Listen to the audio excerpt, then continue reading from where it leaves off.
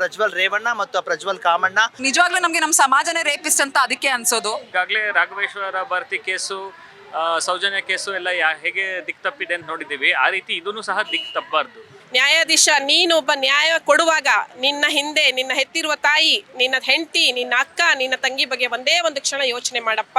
ಸಾಕ್ಷಿಗಳಿಗೆ ಮತ್ತು ಈ ಸಂತ್ರಸ್ತೆಯರಿಗೆ ಎಲ್ಲರಿಗೂ ರಕ್ಷಣೆ ಕೊಡಬೇಕಾದ ಜವಾಬ್ದಾರಿ ಸರ್ಕಾರದ್ದು. ಆ ಮನುಸ್ಮೃತಿಯ ಏನು ಅಂಶಗಳಿದೆ ಅಂಥವರಿಂದ ಇವತ್ತು ನಮ್ಮ ದೇಶ ಆಡಳಿತ ಮಾಡ್ತಾ ಇದೆ.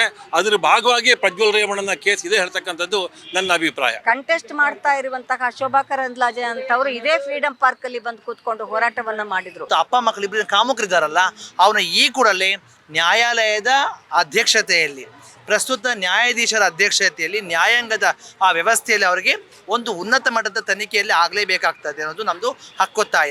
SIT ಒಂದು ಏನಿವತ್ತೊಂದು ಟೀಮ್ ರಚನೆ ಆಗಿದೆಯೋ ಅದು ಇನ್ನಷ್ಟು ಪರಿಣಾಮಕಾರಿ ಕೆಲಸ ಮಾಡಲೇಬೇಕು. ಅದ್ರ ಮೇಲೆ ಸಂಪೂರ್ಣವಾದ ನಂಬಿಕೆ ಮತ್ತು ನಮಗೆ ಗೌರವ ಇದ್ದೇ ಇದೆ. ಜೊತೆಗೆ ನ್ಯಾಯಾಲಯದಲ್ಲಿರುವಂಥ ಪ್ರಸ್ತುತ ನ್ಯಾಯಾಧೀಶರ ಅಧ್ಯಕ್ಷತೆಯಲ್ಲಿ ಮಾಡುವಂಥ ಈ ಘನಘೋರ ವಿಚಾರ ಎಷ್ಟು ನೂರಾರು ಹೆಣ್ಣುಮಕ್ಕಳು, ಸಾವಿರಾರು ಹೆಣ್ಣುಮಕ್ಕಳು ವಿಚಾರ ಸಿಂಪ್ಲಿ ವಿಚಾರ ಅಲ್ಲ. ಮಣಿಪುರದ ಭೀಭತ್ಸ ಘಟನೆ, ಹೈದರಾಬಾದ್ನ ರೇಪ್ ಕೇಸು, ಹತ್ರಾಸ್ನ ರೇಪ್ ಕೇಸು, ದಾನಮ್ಮ ರೇಪ್ ಕೇಸ್ನ ಎಲ್ಲ ಪ್ರಕರಣಗಳನ್ನು ನಾವು ನೋಡ್ತಾ ಇದ್ರೆ ಈ ಹಾಸನದಲ್ಲಿ ಅಪ್ಪ ಮಕ್ಕಳು ಸೇರಿಕೊಂಡು ಮಾಡಿರುವಂಥ ರೇಪ್ ಕೇಸನ್ನು ಯಾವುದೇ ಕಾರಣಕ್ಕೂ ಒಪ್ಪಲಿಕ್ಕೆ ಸಾಧ್ಯ ಇಲ್ಲ. ಅವ್ರ ಮನೆಯವರಾಗಿರಲಿ, ಅವ್ರ ಅಕ್ಕ ತಂಗಿದಿರಾಗಿರಲಿ, ಅವ್ರ ಸೊಸೆದಿರಾಗಿರಲಿ, ಅವ್ರ ಬಾಯಿಗಳು ಮುಚ್ಚಿ ಕುತ್ಕೊಂಡಿದ್ದಾರೆ ಅಂತಂದರೆ ಅವ್ರು ಏನ್ರಿ ಮಾಡ್ತಾ ಇದ್ದಾರೆ? ಇಲ್ಲಿ ನಾವು ಮುಸ್ಲಿಂ ಹಿಂದೂ ಅಂತಲ್ಲ ನೋಡಬೇಕಾಗಿದ್ದು. ಇರಿದ ಚೂರಿಗೆ ಧರ್ಮವೂ ಇಲ್ಲ, ಜಾತಿಯೂ ಇಲ್ಲ. ಅಲ್ಲಿರೋದು ಆಕ್ರೋಶ, ಕಾಮ, ಗಂಡಾಳುವಿಕೆಯ ಒಂದು ಆ ಧೋರಣೆ ಮಾತ್ರ ಅಂತ ಅನ್ನೋದನ್ನು ಮಾಡದೇನೆ ಬೀದಿಯಲ್ಲೇ ಹೋಗಿ ಹೋರಾಟ ಮಾಡಿದ್ರು. ಸಂಸತ್ತಿಗೆ ಕಂಟೆಸ್ಟ್ ಮಾಡ್ತಾ ಇರುವಂತಹ ಶೋಭಾ ಕರಂದ್ಲಾಜೆ ಅಂತವರು ಇದೇ ಫ್ರೀಡಂ ಪಾರ್ಕ್ ಅಲ್ಲಿ ಬಂದು ಕೂತ್ಕೊಂಡು ಹೋರಾಟವನ್ನ ಮಾಡಿದ್ರು.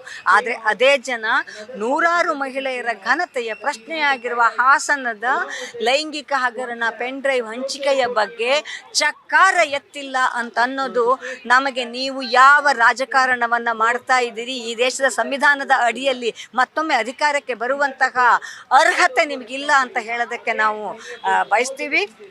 ಇದರ ಜೊತೆಗೆ ಇಡೀ ಪ್ರಕರಣದಲ್ಲಿ ಕರ್ನಾಟಕ ಸರ್ಕಾರ ಕೇವಲ ಮಾತಾಡ್ತಾ ಇದೆ, ಆದರೆ ಕೃತಿಯಲ್ಲಿ ತಗೋಬೇಕಾದಂತಹ ಕ್ರಮಗಳನ್ನು ತಗೋತಾ ಇಲ್ಲ ಅಂತ ಅನ್ನೋದು ಇವತ್ತು HD ರೇವಣ್ಣ ಅವರ ನಿರೀಕ್ಷಣಾ ಜಾಮೀನಿನ ಸಂದರ್ಭದಲ್ಲಿ ಜಾಮೀನು ಕೊಡಬಾರ್ದು ಅಂತ ಅಬ್ಜೆಕ್ಷನ್ ಮಾಡದೇನೆ ನಿರೀಕ್ಷಣಾ ಜಾಮೀನು ತಗೊಳ್ಳೇಬೇಕಾಗಿಲ್ಲ ಅನ್ನುವ ಸ್ಥಿತಿ ಬಂತಲ್ಲ, ಇದು ಅಕ್ಷಮ್ಯ ಅಪರಾಧ ಸರ್ಕಾರದ ಕಡೆಯಿಂದ ಆಗ್ತಾ ಇರೋದು ಅಂತ ನಾನು ಹೇಳೋದಕ್ಕೆ ಬಯಸ್ತೀನಿ. ಈ ರೇಪಿಸ್ಟ್, ಈ ಸರ್ಕಾರನೇ ರೇಪಿಸ್ಟು, ಈ ಒಂದು ಸಮಾಜ ರೇಪಿಸ್ಟು, ಈ ವಾರ್ತಾವಾಣಿಗಳು, ಈ ಪೊಲೀಸರು ರೇಪಿಸ್ಟ್ಗಳು ಅಂತ ಹೇಳ್ತಾ ಇದ್ದೀವಿ. ಯಾಕಂದರೆ ಎಲ್ಲಿ ನ್ಯಾಯ ಸಿಗಬೇಕು ಅಲ್ಲಿ ನ್ಯಾಯ ಸಿಕ್ಕಿಲ್ಲ.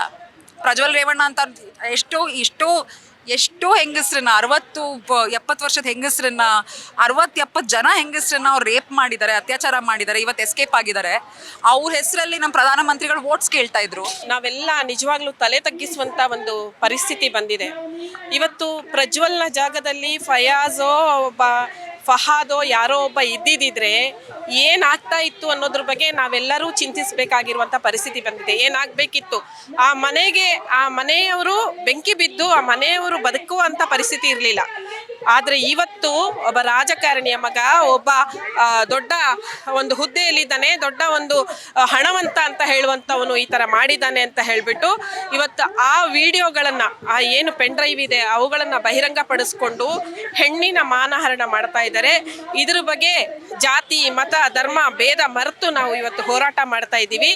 ಸಾಕ್ಷಿಗಳ ಗೋಪ್ಯತೆ, ಸಾಕ್ಷಿಗಳ ರಕ್ಷಣೆ ಸರ್ಕಾರದ ಕರ್ತವ್ಯ ಆಗ್ತದೆ. ಈ ಪ್ರಕರಣದಲ್ಲಿ ಎಲ್ಲರೂ ಗೊತ್ತಿರುವಂತೆ ಈ ಫ್ಯಾಮಿಲಿ ಕುಟುಂಬಕ್ಕಿರುವಂತಹ ಇನ್ಫ್ಲೂಯೆನ್ಸ್ ಎಷ್ಟರ ಮಟ್ಟಿಗೆ ಇದೆ ಅನ್ನೋಂಥ ನಮ್ಗೆ ಗೊತ್ತಿದೆ. ಆ ಸಾಕ್ಷಿನ ಹೆದರಿಸುವಂಥದ್ದು, ಸಾಕ್ಷಿಗಳನ್ನು ಕಿಡ್ನ್ಯಾಪ್ ಮಾಡುವಂಥದ್ದು, ಸಾಕ್ಷಿಗಳನ್ನು ಬಚ್ಚಿಡುವಂಥದ್ದು, ಸಾಕ್ಷಿಗಳಿಗೆ ಹೆದರಿಸುವಂಥದ್ದು, ಏನೆಲ್ಲ ಪ್ರಕರಣ ನಡೆಯುವಂಥದ್ದು ಅವಕಾಶ ಇರುವಂಥ ಪ್ರಕರಣದಲ್ಲಿ ಒಂದು ಸಕ್ಷಮವಾದಂತಹ ಒಂದು ನೀತಿಯನ್ನು ರೂಪಿಸಿ ಈ ಸಾಕ್ಷಿಗಳಿಗೆ ಮತ್ತು ಈ ಸಂತ್ರಸ್ತೆಯರಿಗೆ ಎಲ್ಲರಿಗೂ ರಕ್ಷಣೆ ಕೊಡಬೇಕಾದ ಜವಾಬ್ದಾರಿ ಸರ್ಕಾರದ್ದು. ಒಬ್ಬ ವ್ಯಕ್ತಿಯ ಸ್ವಾತಂತ್ರ್ಯ ಮತ್ತು ಸಮಾಜದ ಸ್ವಾಸ್ಥ್ಯ ಎರಡೂ ಗಮನದಲ್ಲಿಟ್ಟುಕೊಂಡು ಬೇಲನ್ನು ಪರಿಗಣಿಸಬೇಕಾದ ಜವಾಬ್ದಾರಿ ಒಬ್ಬ ನ್ಯಾಯಾಧೀಶನ ಮೇಲೆ ಇರ್ತದೆ ಅಂತೇಳಿ ಅಂಥ ಒಂದು ಕೆಲಸ ಈ ದಿನಗಳಲ್ಲಿ ಆಗ್ತಾ ಇಲ್ಲ ಅನ್ನೋವಂಥದ್ದು ಕಂಡು ಬರ್ತಾ ಇರೋಂಥ ವಿಷಯ.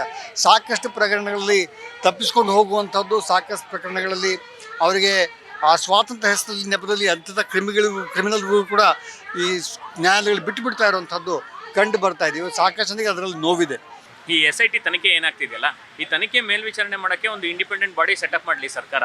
ಅದರಲ್ಲಿ ಒಬ್ಬರು ರಿಟೈರ್ಡ್ ಜಡ್ಜ್ ಇರಲಿ, ಮಾನವ ಹಕ್ಕು ಹೋರಾಟಗಾರರು, ಮಹಿಳಾ ಹೋರಾಟಗಾರರು ಇರಲಿ, ಅಂತ ಒಂದು SIT ತನಿಖೆನೂ ಓವರ್ಸಿ ಮಾಡೋಕ್ಕೆ ಒಂದು ಇಂಡಿಪೆಂಡೆಂಟ್ ಬಾಡಿ ಬೇಕಾಗುತ್ತೆ. ಎರಡನೇದು, ಈಗ ಫಯಾಜ್ ನೇಹನ್ ಕೊಂದಲ್ಲ ಅವನು, ಆಗ ಒಂದು ಫಾಸ್ಟ್ ಟ್ರ್ಯಾಕ್ ಕೋರ್ಟ್ ಸೆಟಪ್ ಮಾಡಿದ್ದಾರೆ, ಒಂದು ಸ್ಪೆಷಲ್ ಕೋರ್ಟ್ ಸೆಟಪ್ ಮಾಡಿದ್ದಾರೆ. ಇದಕ್ಕೂ ಒಂದು ಸ್ಪೆಷಲ್ ಕೋರ್ಟ್ ಸೆಟಪ್ ಮಾಡಲಿ.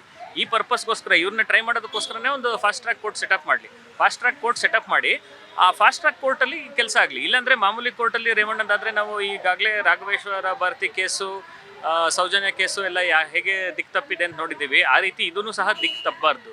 ಏನಾದ್ರೂ ಸಹ ಇವರು ನ್ಯಾಯದ ಮುಂದೆ ನಿಂತ್ಕೋಬೇಕು, ಇವರು ಒಳಗಡೆ ಹೋಗಬೇಕು, ಅವರು ದರ್ಬಾರ್ ಏನಿದೆ ಅದು ನಿಂತ್ಕೋಬೇಕು. ಇಲ್ಲಾಂದರೆ ರಾಜ್ಯದ ಮಹಿಳೆಯರಿಗೆ ಏನೊಂದು ಭರವಸೆ ಕೊಟ್ಟಂಗಾಗುತ್ತೆ, ರಾಜ್ಯದ ಮಹಿಳೆಯರು ಹೇಗೆ ಸುರಕ್ಷಿತವಾಗಿ ಇರ್ಬೋದು ಅಂತ ಒಂದು ಭರವಸೆ ಇರುತ್ತೆ. ಮತ್ತು ರಾಜಕೀಯದಲ್ಲಿ ಮಹಿಳೆಯರು ಬರೋದೇ ನಿಲ್ಲಿಸ್ಬಿಡ್ತಾರೆ ಈ ಥರ ಅದು. ಸೊ ಹಾಗಾಗಿ ಒಂದು SIT ತನಿಖೆ ಮೇಲ್ವಿಚಾರಣೆ ಮಾಡೋಕ್ಕೆ ಒಂದು ಇಂಡಿಪೆಂಡೆಂಟ್ ಬಾಡಿ ಮಾಡಬೇಕು. ಈ ಮನುವಾದಿ ಅಂತ ಯಾಕೆ ಹೇಳ್ತಾ ಇದ್ದೀನಿ ಅಂತ ಹೇಳಿದ್ರೆ, ಮನುಸ್ಮೃತಿಯ ಪ್ರಕಾರ ಹೆಣ್ಣಿಗೆ ಯಾವ ಅಧಿಕಾರವೂ ಇಲ್ಲ.